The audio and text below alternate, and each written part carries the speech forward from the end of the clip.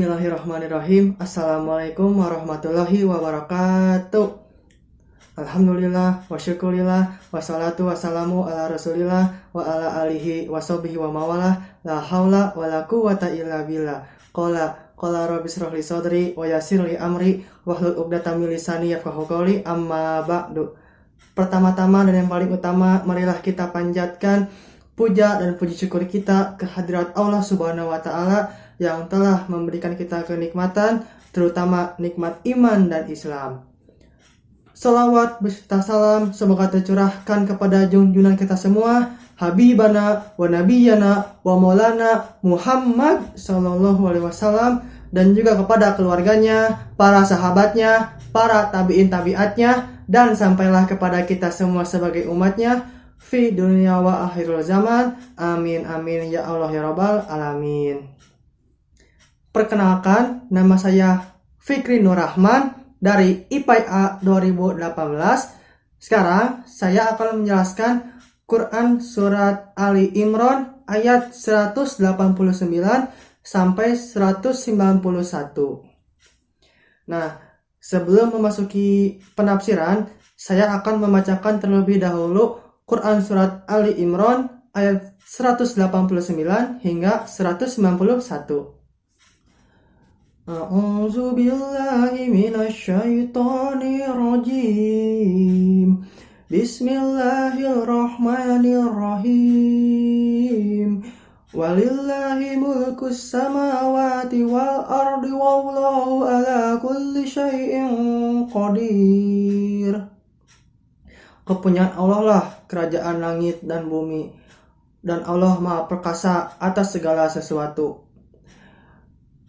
Inna fi khalaqis samawati wal ardi wa ikhtilafil laili wan nahari la ayatil liulil albab. Sesungguhnya dalam penciptaan langit dan bumi dan silih bergantinya siang dan malam terdapat tanda-tanda bagi orang yang berakal. Allazina yazkuruna Allaha qiyaman wa qu'udan wa ala junubihim wa yatafakkaruna fi khalqis samawati wal ard.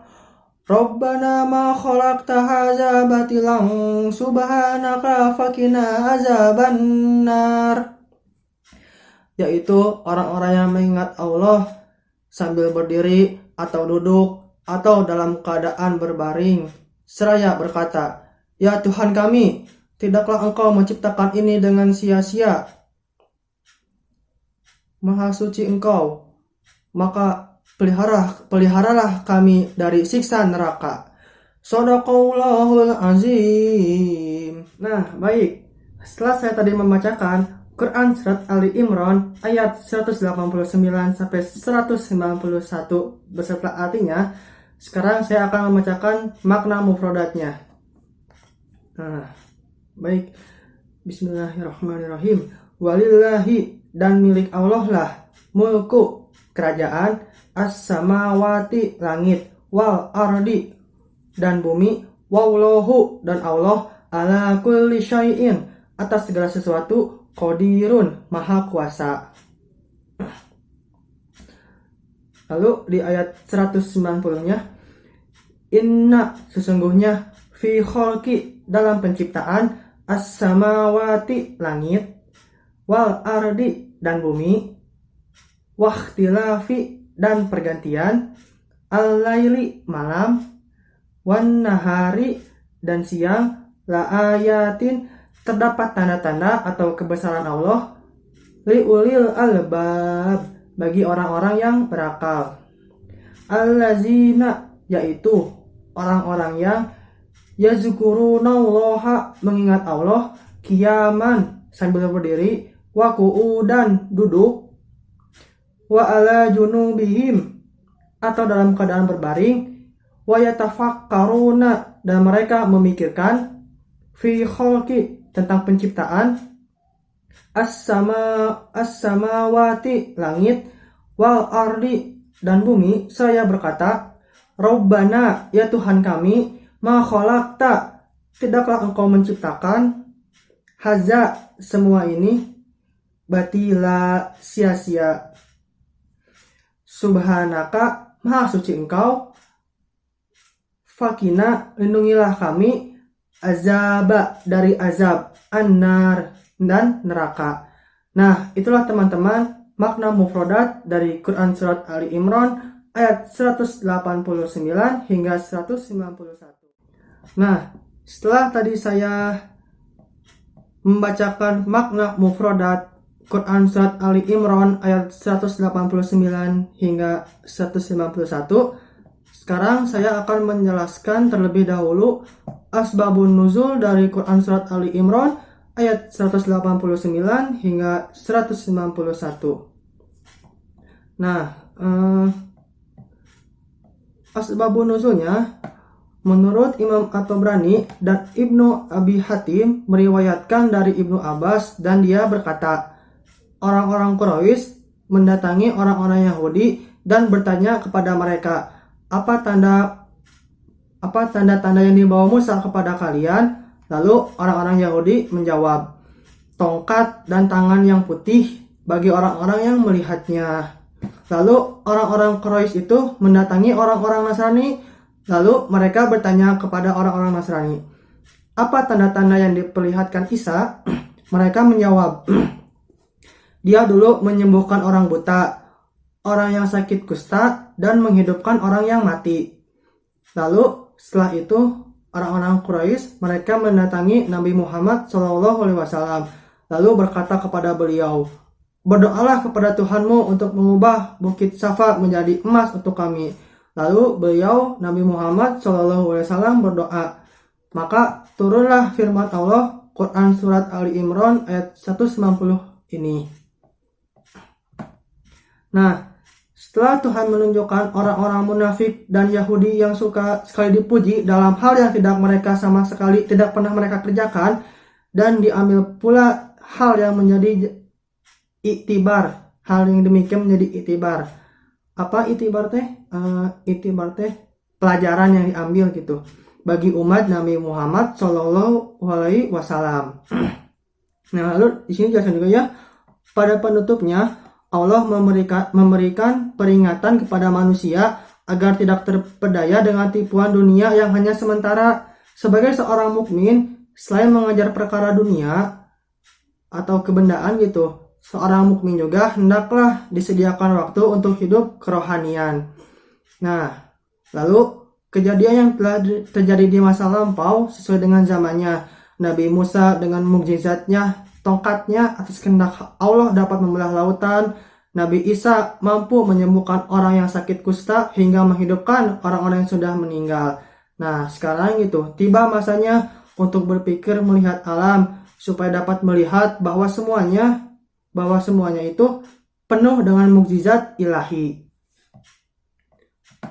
Lalu ayat ini gitu, asbabun nuzulnya, ayat ini mengajak mereka agar memikirkan langit dan bumi tentang kejadiannya, hal-hal yang menakjubkan di dalamnya, seperti bintang-bintang, bulan, matahari, laut, gunung-gunung, pohon-pohon, buah-buahan, barang tambang, dan pokoknya dan lain sebagainya yang terdapat di alam semesta ini. Nah, itulah asbabun nuzul dari Quran Surat Ali Imran ayat 189 hingga 191. Sekarang kita akan masuk kepada penafsirannya ya. Nah, saya menggunakan dua kitab tafsir untuk menjelaskan Quran Surat Ali Imran ayat 189 hingga 191 ini. Yang pertama, saya akan menggunakan tafsir dari Kemenag. Lalu yang kedua, saya akan menjelaskannya menggunakan tafsir dari Al-Misbah. Tafsir Al-Misbah adalah kitab tafsir karya atau karangan dari Quroi Shihab. Nah, dari Kemenag dulu ya. Dalam kitab tafsir milik Kemenag dijelaskanlah di sini, milik Allah lah seluruh kerajaan langit dan bumi segala isinya, dan Allah maha kuasa atas segala sesuatu terhadap ciptaannya dengan memberikan kehidupan rezeki, yang mengatur, yang mematikan, yang membalas, dan yang menghitung setiap perbuatan amal manusia. Lalu dalam kitab tafsir ini dijelaskan lagi ya, setelah menjelaskan keburukan-keburukan orang Yahudi dan menegaskan bahwa langit dan bumi milik Allah, pada ayat ini Allah menganjurkan untuk mengenal keagungan, kemuliaan, dan kebesarannya. Sesungguhnya gitu, dalam penciptaan benda-benda angkasa, matahari, bulan, beserta planet-planet lainnya, dan segala isinya, gugusan bintang yang terdapat di langit dan perputaran bumi pada porosnya yang terhampar luas untuk manusia, dan pergantian malam dan siang. Pada semua fenomena tersebut terdapat tanda-tanda Allah bagi orang-orang yang berakal, yakni orang-orang yang memiliki akal murni yang tidak diselubungi oleh kabut ide yang dapat melahirkan kerancuan. Lalu tafsir kemenag Quran Quran surat Ali Imran ayat 190 dijelaskan di sini ya, orang-orang yang berakal itu yaitu orang-orang yang senantiasa memikirkan ciptaan Allah, merenungkan keindahan ciptaannya, kemudian dapat mengambil manfaat dari ayat-ayat kauniyah yang terbentang jagat raya ini. Saya berzikir kepada Allah dengan hati, lisan, dan seluruh anggota tubuh. Lalu isi dari tafsir kemenag Quran surat Ali Imran ayat 191 dijelaskan di sini, mereka yang mengingat Allah sambil berdiri, sambil berjalan, dan melakukan segala aktivitas kehidupan, mereka berzikir kepadanya. Saya berkata, duduk di majelis-majelis zikir atau masjid, atau berzikir kepadanya dalam keadaan berbaring, menjelang tidur, dan saat istirahat setelah beraktivitas. Dan mereka memikirkan tentang penciptaan langit dan bumi. Dan sebagai bukti kekuasaan Allah Maha Agung itu, saya berkata, ya Tuhan kami bersaksi bahwa tidaklah Engkau menciptakan semua ini sia-sia, melainkan mempunyai hikmah dan tujuan di balik semua ini. Maha suci Engkau, kami bersaksi tiada sekutu bagimu. Kami mohon kiranya Engkau melimpahkan taufik agar kami mampu beramal soleh dalam rangka menjalankan perintah-Mu, dan lindungilah kami dari murka dan sehingga kami selamat dari azab neraka. Lalu mereka berdoa kepada Allah Sang Maha Pencipta yang menghidupkan dan mematikan. Ya Tuhan kami, sesungguhnya orang yang Engkau masukkan ke dalam neraka karena menyekutukan-Mu dan akibat keangkuhannya, maka sungguh Engkau telah menghinakan dan menimpakan azab yang pedih, dan tidak ada seorang penolong pun yang dapat memberikan pertolongan bagi orang yang zalim, karena orang-orang zalim pantas mendapatkan murka dan siksaan dari Allah. Nah, lanjut ya. Sekarang kita masuk kepada tafsir Al-Misbah karya Quraish Shihab. Nah, dalam tafsir Al-Misbah, dalam tafsir ini dijelaskan gitu bahwa ayat ini bersambung dengan ayat sebelumnya, yaitu ayat Quran surat Ali Imran ayat 188 yang merupakan uraian tentang pengkhianatan ahli kitab dalam bidang hukum dan informasi agama, di mana penjelasannya mengenai sekelompok dari ahli kitab yang tidak sekedar melakukan keburukan, kebejatan moral secara sembunyi-sembunyi, namun secara bergembira gitu, angkuh dan membanggakan serta menanti pujian atas perbuatan mereka. Atas perbuatannya lah mereka akan mendapatkan balasan berupa siksa yang pedih.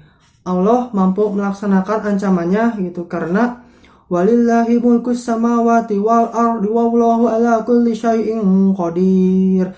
Milik Allah lah kerajaan langit dan bumi, Dia yang menciptakan, yang memiliki dan mengaturnya, serta mengetahui seluruh rincian yang terjadi pada keduanya. Dan Allah juga Maha Kuasa atas segala sesuatu, termasuk menyatukan dari ancamannya.